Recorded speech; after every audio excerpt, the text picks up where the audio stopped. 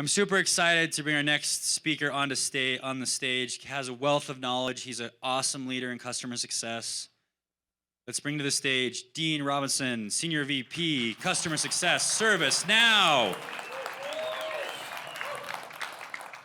Well, good morning, everybody. Thank you so much for having me here.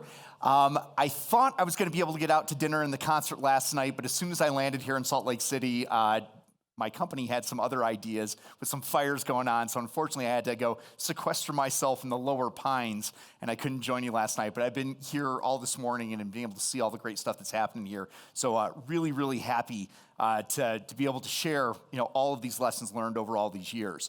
So I've got a couple of things I want to do and to be able to get into. They're getting me to my presentation here as I click my clicker. Here we go. So lessons learned along the way of about now a 20-year journey.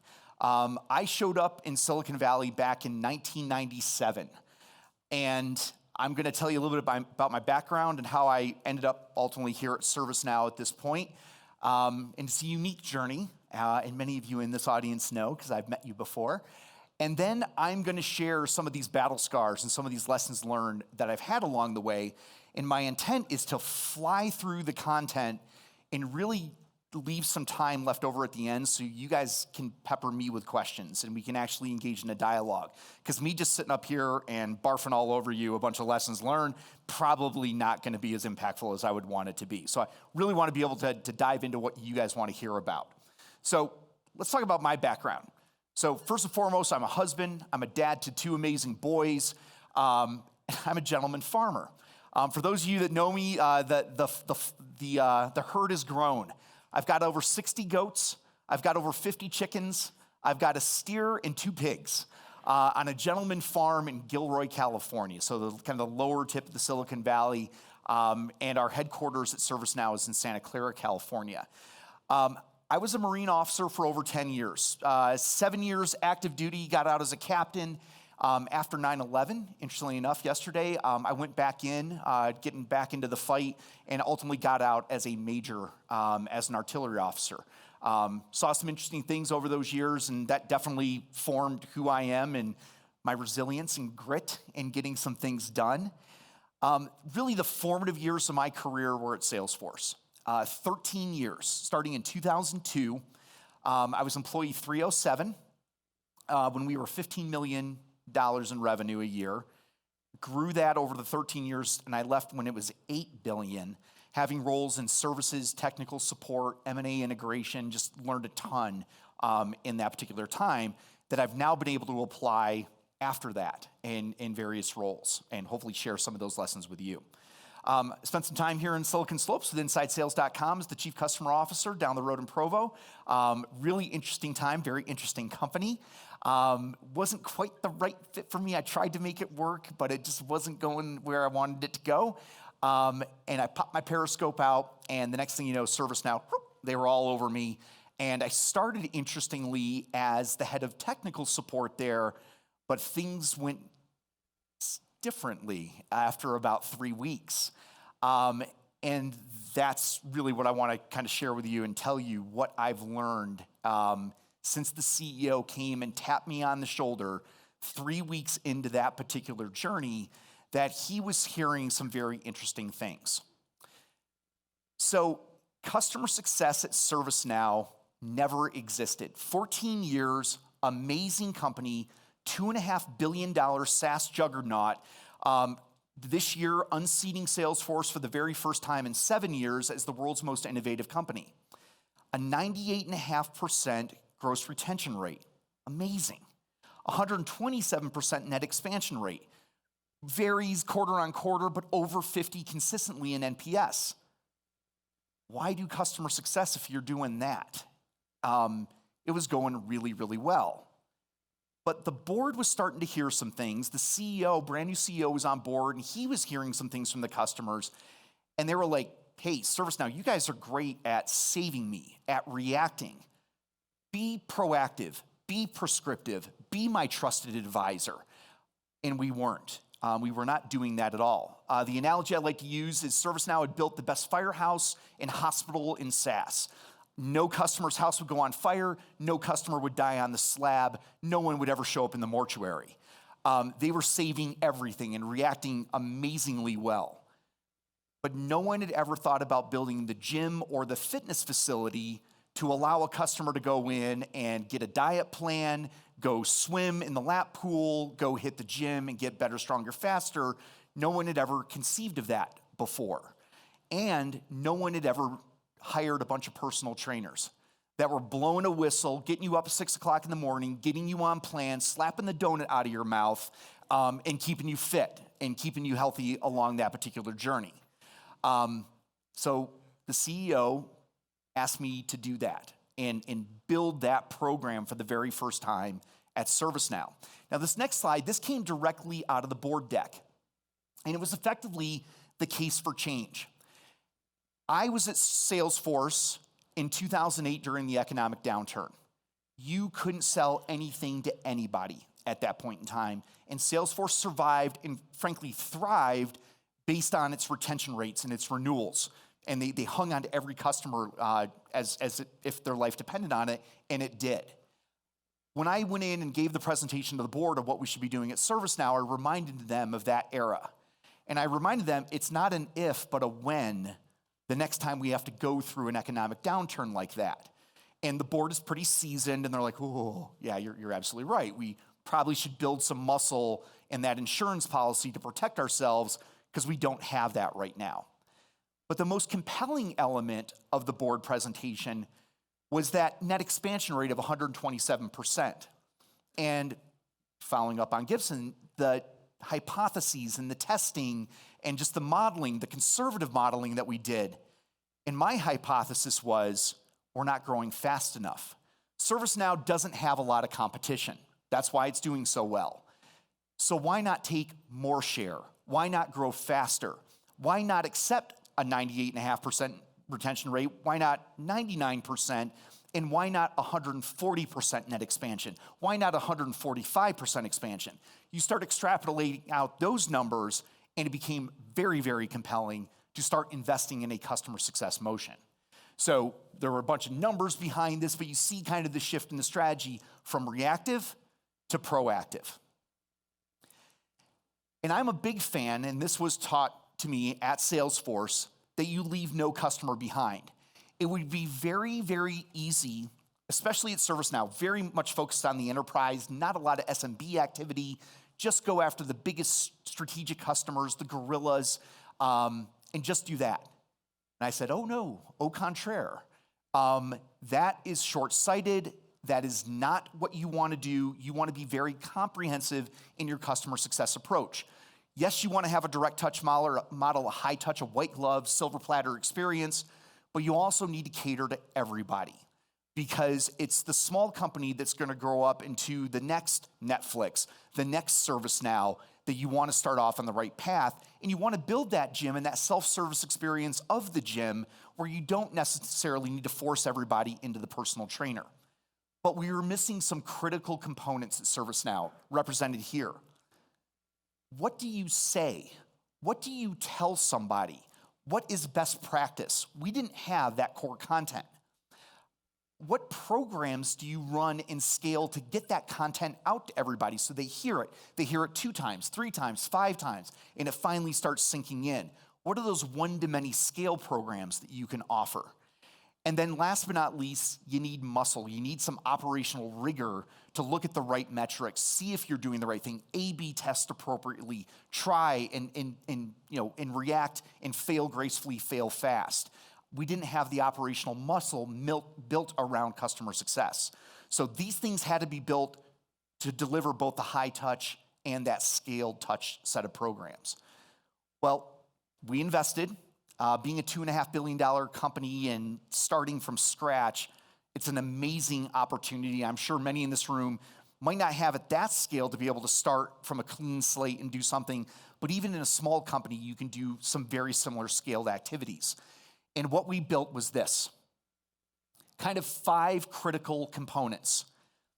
Having the personal trainers, the trusted advisors, the success executives, investing in some quality, really high quality individuals that had something to say and could command the room when you went in and talked to the C-suite about what they should be doing with their ServiceNow investment.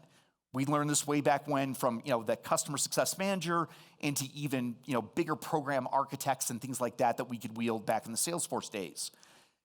Building the success center, the gym, building it so people could come and actually take the Zumba class, the Pilates class, and go take care of themselves in that self-help kind of capability. Building the content and the tools to make it easy and very intuitive. My slides are not as flashy as Netflix, but investing in that consumer-oriented interactive experience, making it very friendly, very consumable, very easy to use, even in a B2B environment, is very, very important. And that was that success content in the tooling that we need to build there for that self-help experience. Success insights and analytics.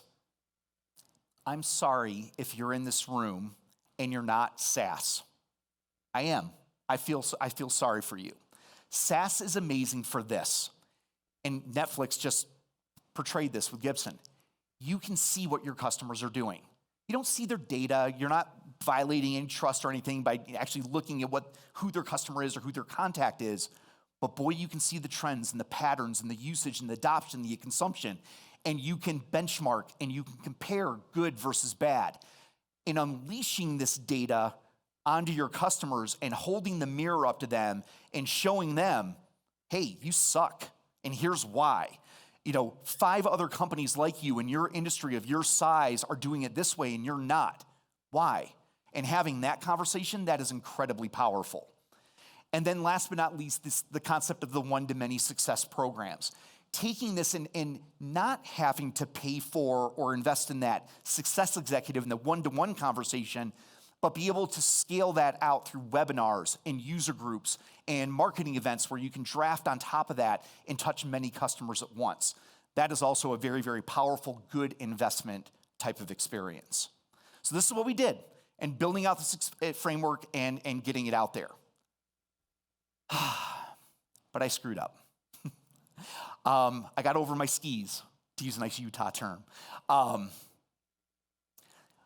With the air cover of the board and the CEO, the dumb Marine said, that's our current reality. We don't have customer success. We do this. We're very reactive today. Let's be more proactive. Let's get to that framework. Go, go, go. We're Marines. Let's get to the top of the hill. Let's go plant the flag. Hence the vision. And I tried to go to the vision immediately, right away. Come hell or high water, we were going all guns a-blazing. Well, ServiceNow, it's 7,000 employees, $2.5 billion, very proud of where they've come from and what they've done in that reactive model and being very customer-oriented, but not having a proactive playbook. And there were antibodies. There were fighters. There were detractors. There were folks like, oh, not so fast, Salesforce guy. We're not going to move that fast. Why are we doing this? Why should I change my behavior? And I hit a brick wall. And that sucked. And it was hard. And there was this doldrums that I went through of, oh, shoot. I'm not being as successful as I could be by building a coalition and incrementally making the changes towards that vision.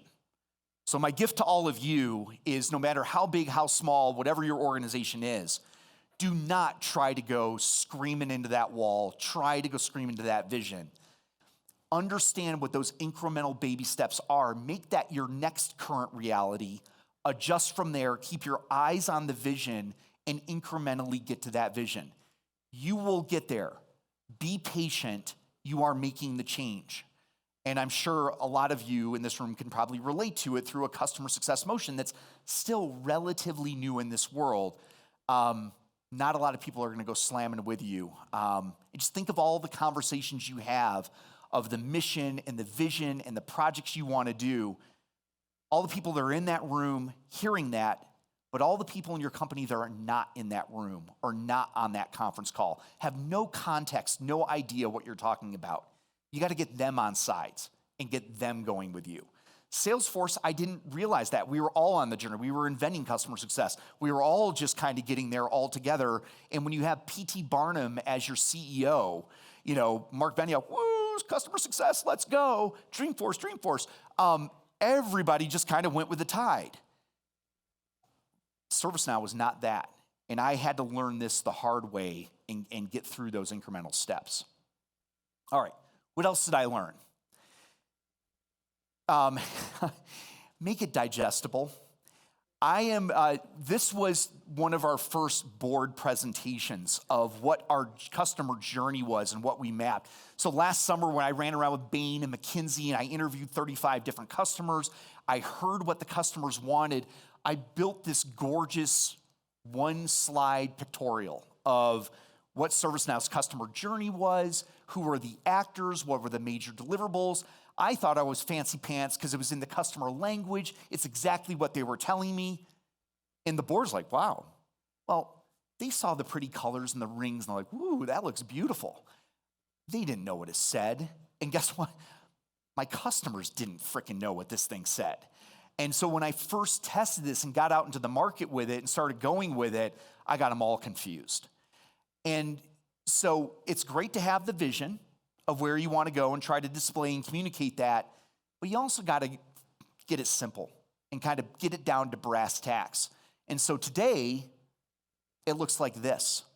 It's an 8-step journey, and underneath that, I have mapped all of the deliverables and who are the people that are delivering those in every step of the journey.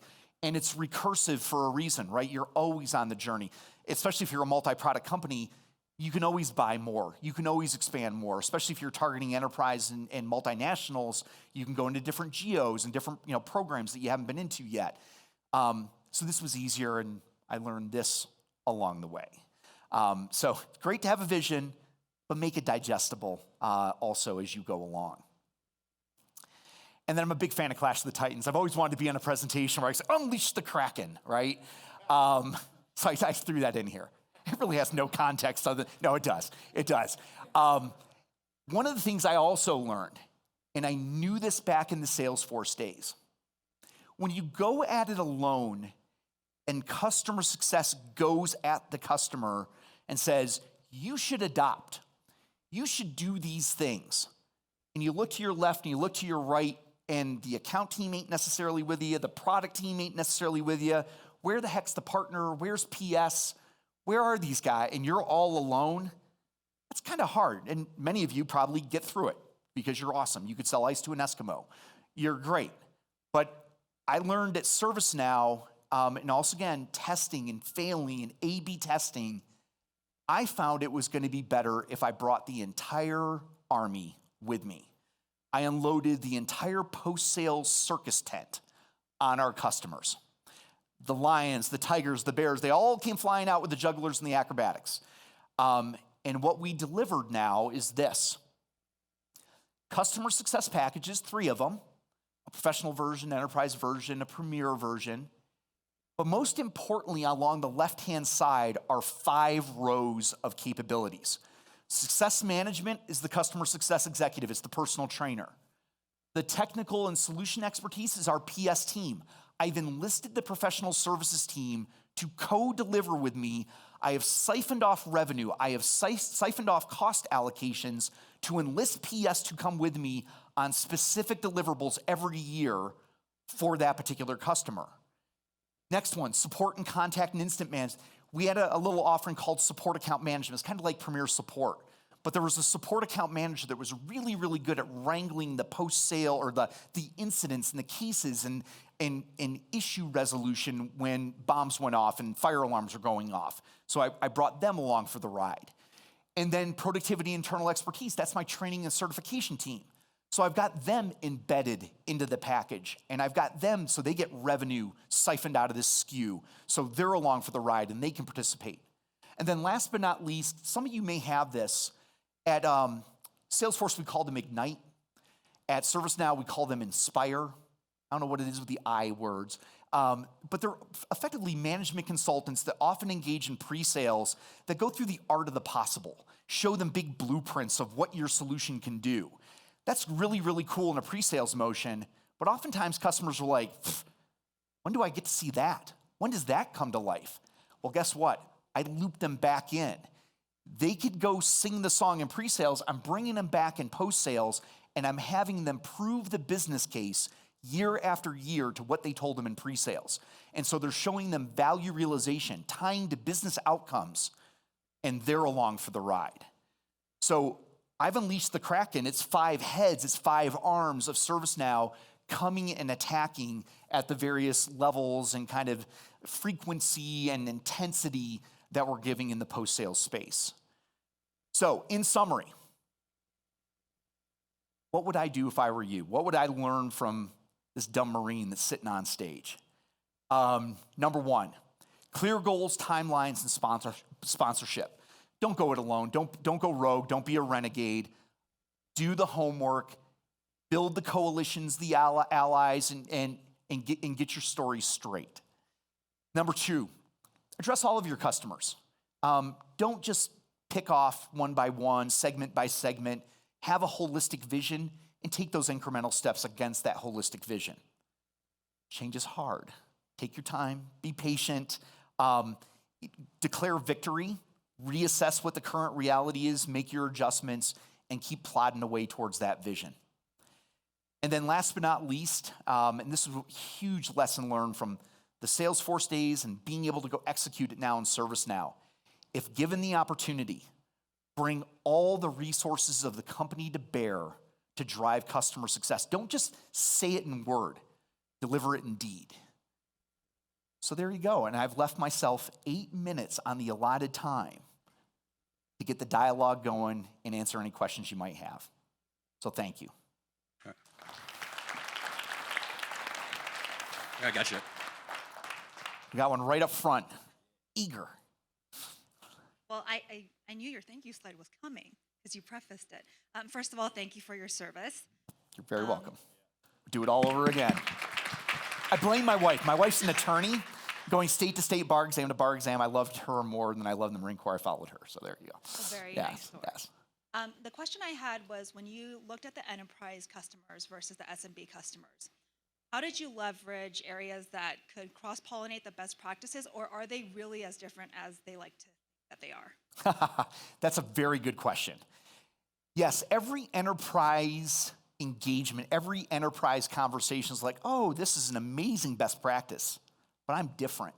And I pause, and I just let the pause kind of sit there in the room, and they get all uncomfortable. And I'm like, really? Tell me why you think you're different.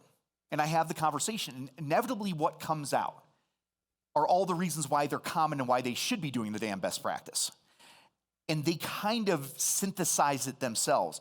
Now, a customer success executive or a regional leader or somebody who's having that conversation with that enterprise customer, you gotta know your core. You gotta know your first principles. You have to know what those best practices are and be unwavering off of those. Because if you're allowed to waver or dodge or something like that, they'll trap you. And you're like, oh yeah, you're different, and you'll do something bespoke.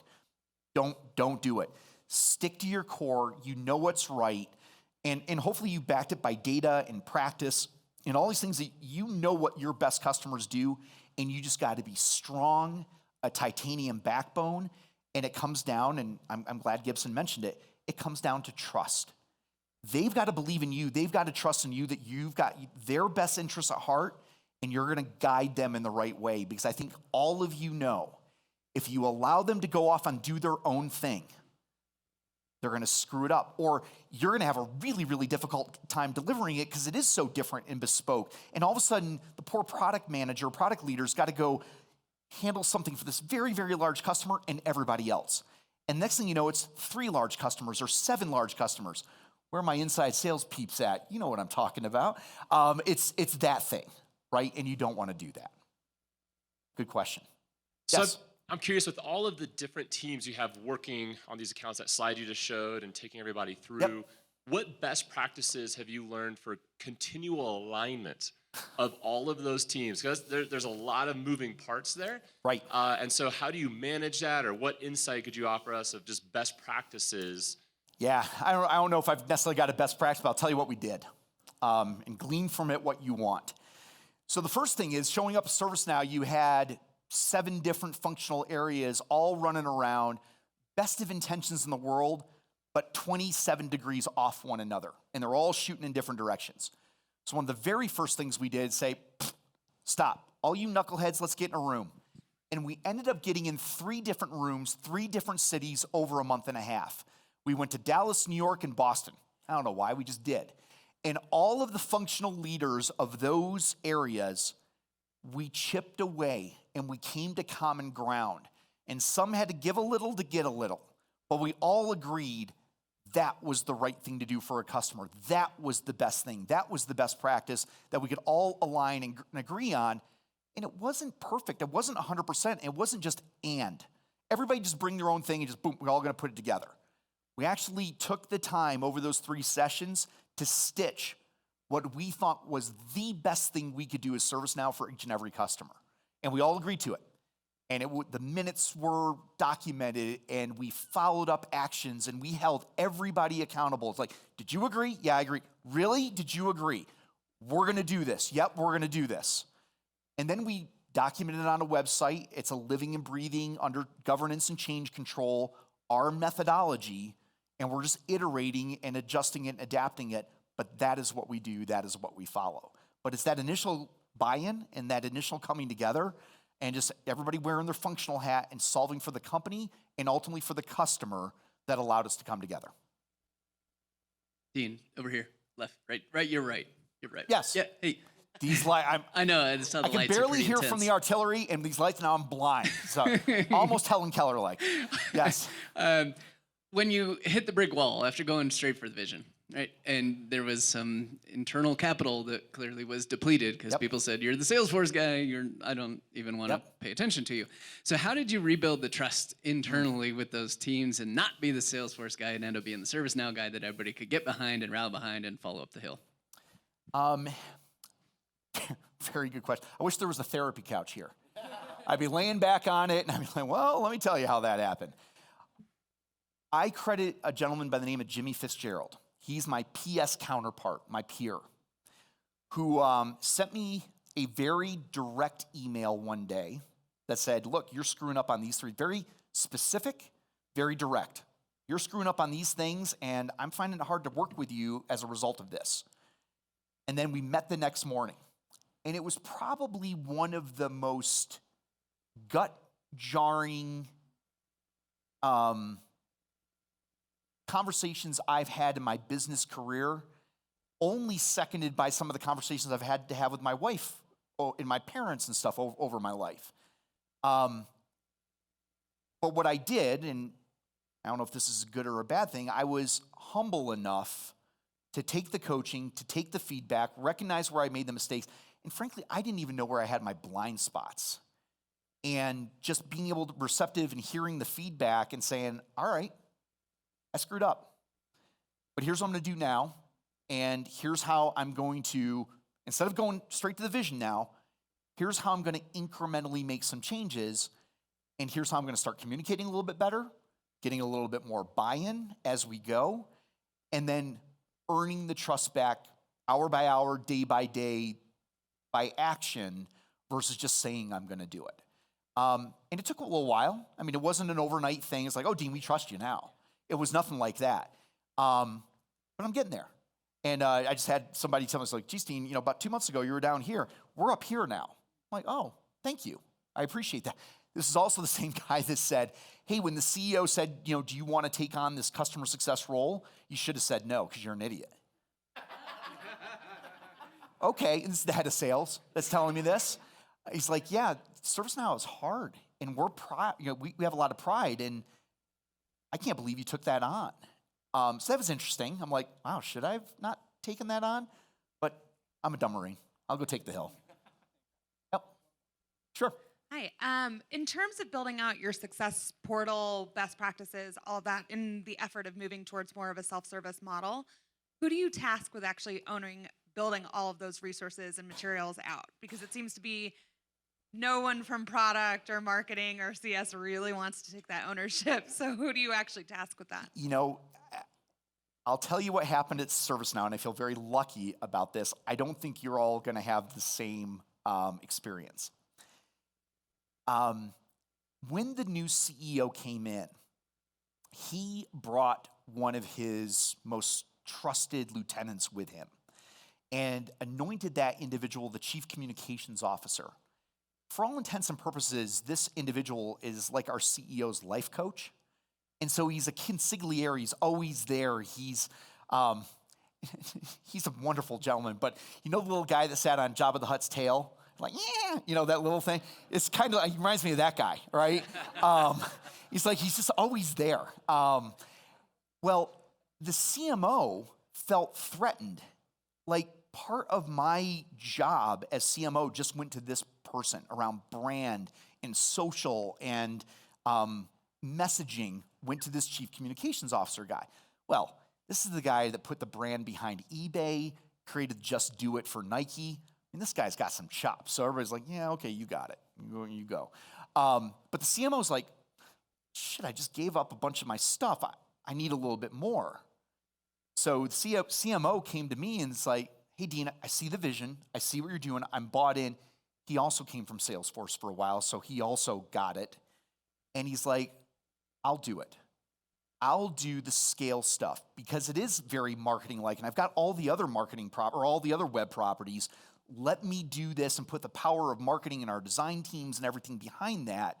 And frankly, I've got an SLA with him around some of the best practices in content development and publishing and how those things come out. So I felt I was very fortunate that I had a CMO who raised his hand in the air, and just coincidental timing-wise, it worked out, and he could take it and go run. But I have a weekly one-on-one, and I'm constantly checking in, and I'm cracking the whip on him because I've got a standard, and he's got to go deliver on it. So there you go. All right. Awesome. Guys, Thank thanks you, so Dean. much for having me. Thank you very much. Appreciate Great. it. Thank you.